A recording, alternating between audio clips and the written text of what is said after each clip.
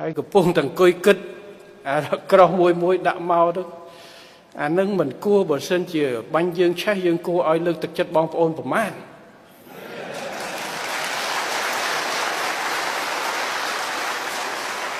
ហោះអានឹងស្អីនឹងបង្ហាញមកហ្នឹងបើសិនបងប្អូនណា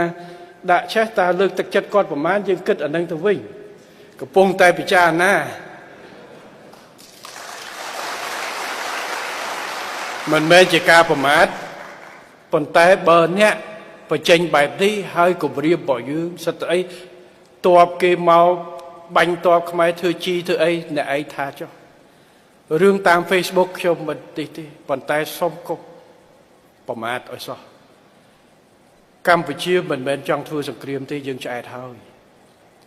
ប៉ុន្តែបើសិនជាមានការបំពាន